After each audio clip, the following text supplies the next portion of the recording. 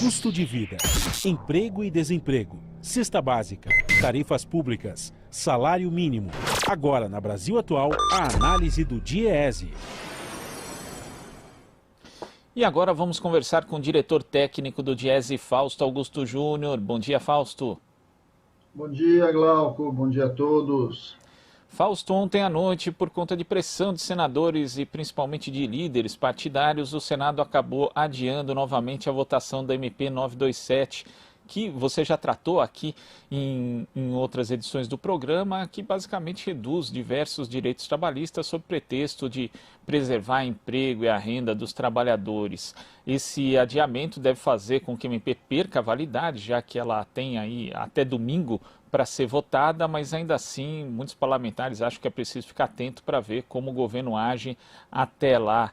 É isso, é uma vitória parcial? A gente pode entender como uma vitória parcial dos trabalhadores, Fausto?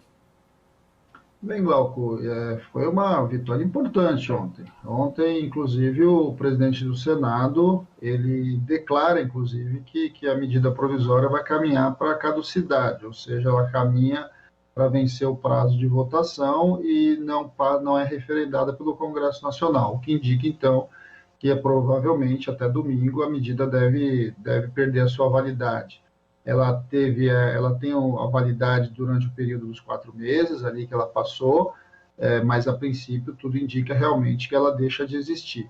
Essa é uma vitória importante não só da oposição, como você mesmo diz, mas principalmente do movimento sindical e do movimento social em geral, Ministério Público do Trabalho, enfim, um conjunto de associações vinculadas ao mundo do trabalho, que veio numa luta grande aí desde a sua publicação contra essa medida provisória.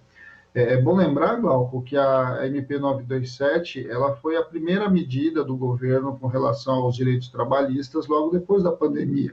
Ela foi editada ali por volta do final de março.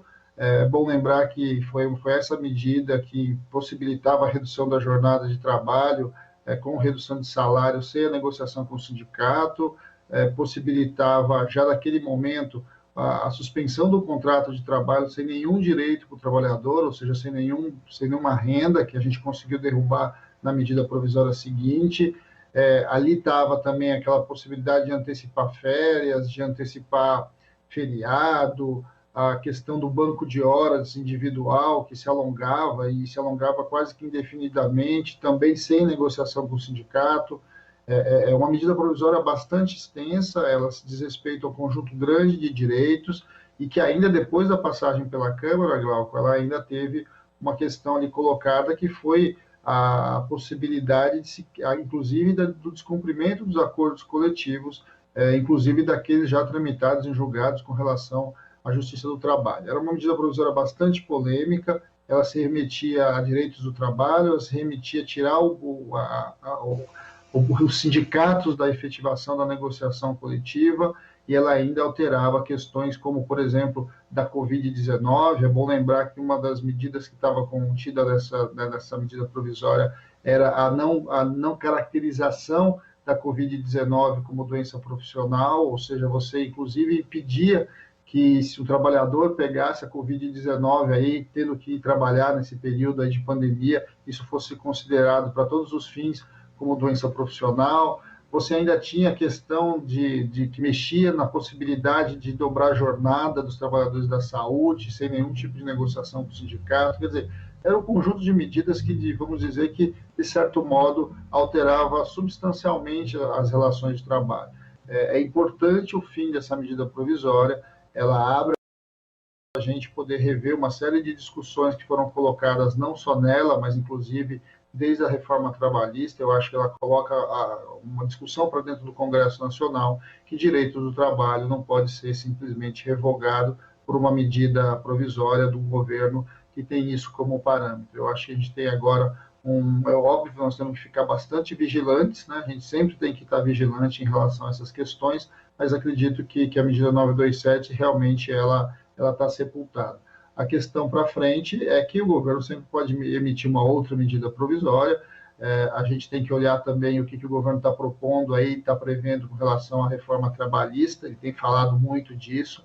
A gente tem ouvido realmente o ministro Guedes falando sobre que o retorno à pandemia passa necessariamente por uma nova reforma trabalhista sindical. Eu acho que nós temos que voltar essa discussão com bastante atenção para o Congresso Nacional. Mas, nesse momento, eu diria que é um momento importante, é um momento que o movimento sindical, a oposição, o conjunto das entidades tem que ser parabenizada, tem que comemorar, porque foi uma derrubada importante de uma medida que retirava um conjunto grande de direitos.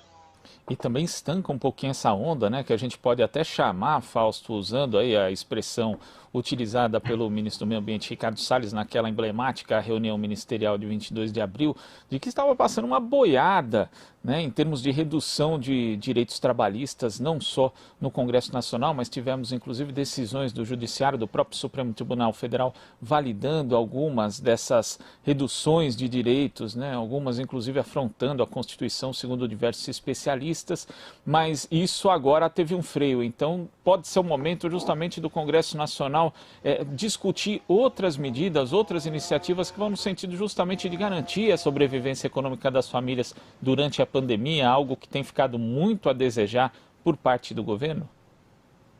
Eu não tenho dúvida, Glauco. Acho que assim, o Senado tem mostrado que ele tem sido a casa revisora, de fato, dessas medidas provisórias. Vamos lembrar que a primeira que foi deixada a caducidade, né, que perdeu a sua validade, foi a MP 905, que nós chamávamos e apelidávamos de a Reforma Trabalhista 2.0. Então, foi a primeira grande medida e que o governo insistiu em vários momentos em tentar trazer de volta elementos da 905 por meio tanto de emendas à 936, que é aquela que trabalha a questão da redução da jornada e a suspensão do contrato, e depois em cima da 927. E agora acontece o mesmo com relação à 927. O Senado tem cumprido um papel importante, porque ele é de fato a casa revisora em relação à legislação, é por ele que passa ali a última instância, de certo modo, do ponto de vista da análise das medidas provisórias. É bom lembrar, né, Glauco, também que a medida provisória é uma ferramenta, é um instrumento que nasceu ali na década de 80, na Constituição de 88, num grande acordo ali para o fechamento, né, efetivamente, para a efetivação da Constituição. Porque a medida provisória não faz lá muito sentido, né? A medida provisória ela é uma herança nossa da ditadura, dos antigos decretos-leis, que eram quase que medidas impositivas, né? O que a medida provisória acabou sendo? Ela que é um decreto-lei, ela é impositiva, mas ela tem prazo de validade e precisa passar por dentro da Casa Legislativa. Então, discussões como a gente está vendo, que passam por relações a direitos, que passam por relação à questão do conjunto das leis que regem ao mundo do trabalho, elas precisam de discussão mais séria, elas precisam de discussão com mais tempo, elas precisam de discussão maior com a sociedade. Não pode ser uma medida provisória que um governo de plantão acaba definindo e acaba alterando todo um conjunto de valores, um conjunto de leis, um conjunto de relações. Eu acho que nós estamos nesse momento em que vai se colocando um freio a essas possibilidades. Eu acho que o sistema democrático tem os seus mecanismos, a possibilidade da tramitação nas duas casas das medidas provisórias é importante e, nesse momento, o Senado cumpriu um pouco o seu papel. Eu acredito que agora a gente tem que abrir, sim, outras pautas. É importante a gente pensar, neste momento, no financiamento das empresas, no financiamento principalmente das pequenas empresas, porque, neste momento, a gente sabe que é o momento em que essas pequenas empresas enfrentam muita dificuldade. A gente sabe também que o conjunto de trabalhadores, se o benefício emergencial for suspenso, como está previsto para ser suspenso nos próximos 2 meses, ele se extinguir, a gente sabe que a taxa de desemprego vai subir muito, a gente sabe que a renda vai cair muito e que isso inevitavelmente vai afetar a economia em geral. Eu acho que nós não estamos naquele momento, que o mais importante agora do que discutir retirada de direito de trabalhador é a gente discutir como é que a gente coloca a economia nos trilhos, como é que a gente coloca minimamente mecanismos para garantir renda para os trabalhadores de um lado e apoio para as pequenas e médias empresas do outro, porque são elas que acabam empregando boa parte da sociedade brasileira. Tá certo, Fausto. Muito obrigado pela sua participação aqui no Jornal Brasil Atual e até a próxima. Até a próxima, Glauco. Bom dia a todos. Bom dia. Conversamos aqui com o diretor técnico do Diese, Fausto Augusto Júnior.